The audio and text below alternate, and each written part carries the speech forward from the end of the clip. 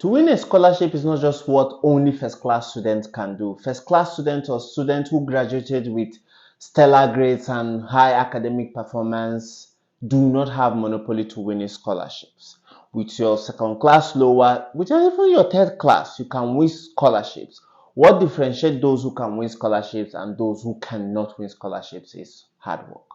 And in this episode, I tell you so many things you can do to better your chances of winning scholarship. If you graduated with low CGPA, 2.2, that is lower second class or third class, or even sometimes 2.1. So in this episode, I talk about those things you can do to better your chances. Come on in.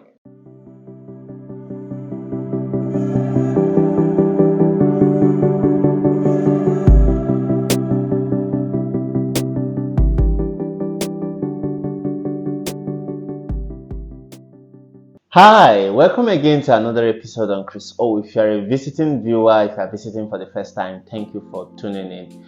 And I am Chris, and in this YouTube channel, I talk about fully funded scholarships. I share my experiences of how I won my own fully funded scholarship to study philosophy at the Simon Fraser University in Canada. So, and those of you who are returning viewer, thank you always for tuning in. Your viewership has been a huge source of encouragement for me to continue doing this. Thank you. Please, to all of us, do not forget to subscribe, of course, like, and then share with your friends. I do know that this episode will be very interesting. Yeah. So, get ready.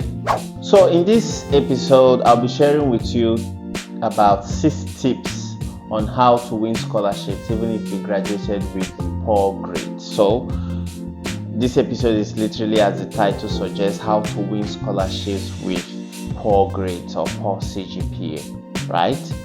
So when you see that you graduated with poor grade, there's nothing you can do. The academics is over. There's no more opportunities, right? No remedy, nothing can be done. CGPA is CGPA. That has been done and settled, right? And sometimes you are demotivated to continue. So when you see scholarship flyers, you feel, oh, these are for the first class kind, not for me. I graduated with a 2.2, or I graduated with a third class, right? So these kind of things are not for me. No, if you do want to apply for scholarship, you stand a chance. You can do something to better your situation. Of course, you can't change your grade, but there are so many things you can change, or you can add to your academic portfolio that would eventually boost your chances of winning scholarships. And here are my 6 tips to winning scholarships despite poor grades. So number 1, try to get research or professional experience in that field if possible. So if you're applying for academic research programs, it would be very important to have some research experience, like research assistant, work in a lab or something. Then if you're in the humanities, beg and plead with your professors to assist them in their research, whichever way. Sometimes some of us are looking for these opportunities. Sometimes you can tell them, I do not need you to pay me, but just give me the opportunity to work with you. I can grade student papers for you. I can do literature reviews for you and things like that. So these are the things you can do in this capacity. And for those of you who might be applying for these big name scholarships like Erasmus Mundus Scholarship, Mastercard Foundation Scholarship, and you're applying for professional degree, right? Queen Elizabeth Commonwealth Scholarship and Chevening Scholarship and all those, right? So it would be nice to have a work experience in that field you want to go. For example, you want to say work in a business firm or something, or you're a lawyer, you want to go for your master's. It would be nice that you are working in a law firm. At least you have interned at a law firm. So it's not just research and professional experience, it's also internships also help. Just a professional or a research experience in whatever field you want to go ahead to go study. That would help. Number 2, begin an independent study on a particular academic area of interest and try to publish in that area.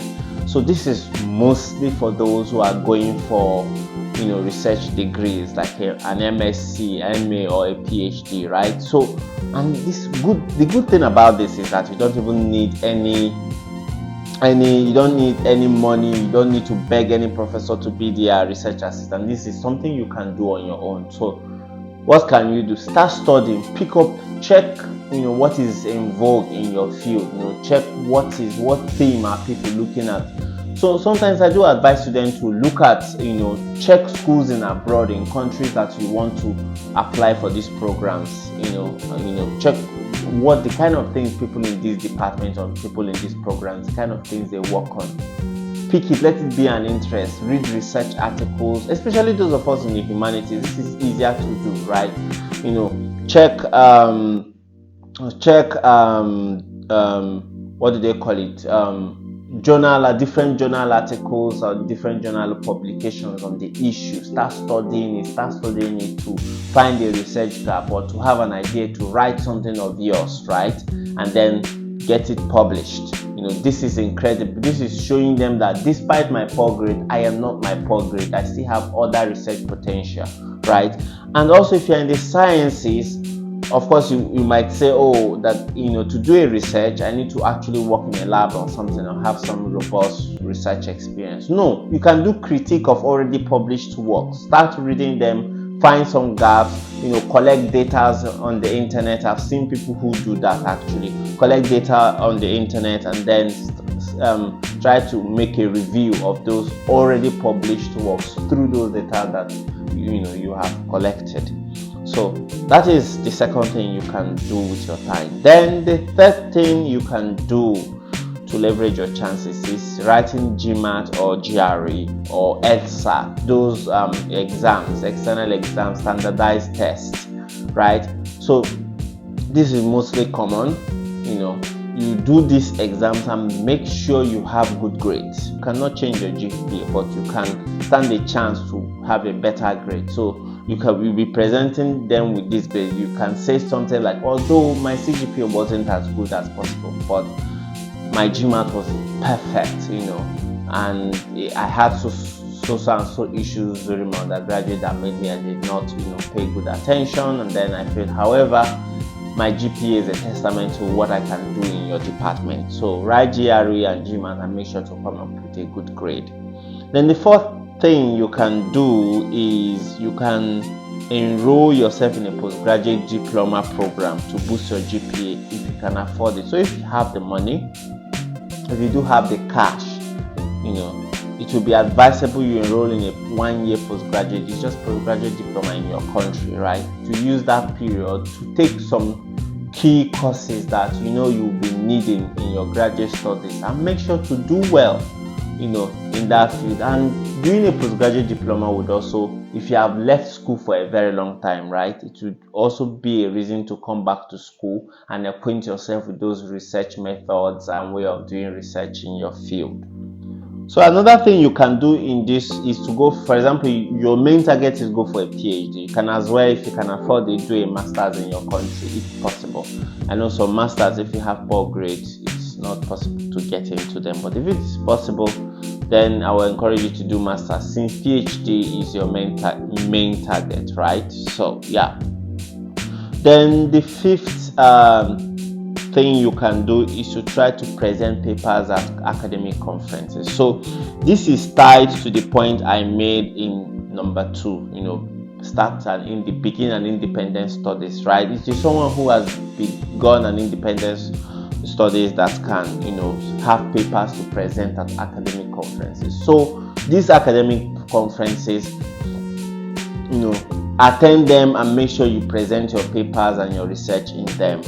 Some of the research is the things you have already begun studying in your independent study. Reach out to your professors and ask them, please, is there any conference going on that I can submit my abstract to or something like that? So make sure that you get involved. Sometimes offer to help them to organize these conferences, because sometimes they're looking for volunteers to help them to carry on the research. So you can volunteer your time and say, I am ready, so you know what you are going for, and it would eventually pay off at the end. but it is more important to present papers at these conferences and than just merely volunteering and bringing your time.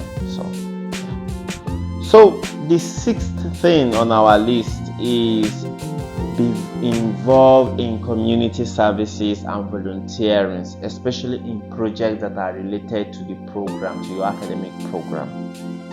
This is the same thing I said about volunteering at academic conferences. So for those of us in the research, there are not many community experiences that might help.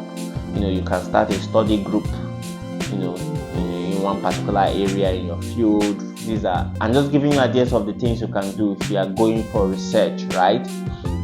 Now you can start a study group, a reading group in one particular topic that is something that is also related to something you want to work on. Start a study group, you people should come together, band together to publish and things like that. You can decide to mentor people. So many things you can do with your time for those of us in the research. Now, if you are going for professional programs and you want to apply for one of these, big name scholarships like MasterCard, Erasmus Mundus, Chevening, and all those things, you can volunteer your time in, say, helping displaced people. If there are non-governmental organizations that are looking for, volunteers, you can join it, especially if that field is something you want to do. For example, you want to go for governance and international relations or public policy analysis or something like that. So you can decide to volunteer in some of these organizations. And then if you are still an undergraduate student, I would advise you to take academic school associations, like student union, government, all these school associations and extracurricular activities. Take them seriously. Be involved in your community. Try to find a way to make a difference in your community. There are different ideas out there. These are just the few that are off the top of my head. So, like I said, these are the points I have, right? So what differentiates someone who can win scholarship is hard work, given that it's not grade, it's not your undergraduate grades and all that. So yeah, it's hard work. If you put in serious effort, you can do all of these things, or you can just choose one and focus on it. You understand? You can do all of them. So in fact, I will advise you to choose at least three things from this list that you can do to boost your chances, right? If you can do all of them, then all the better, right? Do all of them. But if you can't, choose at least 3. Like if I were you, I would do the independent research one and then try to present papers, academic papers, and academic conferences, and then try to publish. These are the things that you do not need plenty money, any money to get involved. Then community services and volunteering. These are also things that you can do without requiring any money, right? So that is that. And again, if you had poor GPA or poor grades, focus. In fact, let me make this the 7th point. If you have poor GPA, poor grades, focus on schools in the United States of America. They tend to have, they are not grade specific, but schools in Canada mostly are grade specific. They'll tell you we need 2-1 or 2-2, that. But it doesn't still matter. Still try even if you should say we need at least 2-1 to get into this program. Don't give up. Don't say because you saw this requirement then you will not try. No, do try. I've seen people who it worked for. I've seen many people who graduated with 2-2 that bagged one scholarship or the other. So it is not the end of the road for you if you graduated with poor CGPA. There are opportunities if you are really ready to grab them. So that is what I have in today's episode. I do hope that you enjoyed it. So if you have not already subscribed, please do subscribe. And if you love the content of my video, but even if you don't like the content of my videos, still share it. Still help me to share the video. It would encourage me, and I appreciate you for tuning in today. Thank you very much. Bye bye, and see you next week.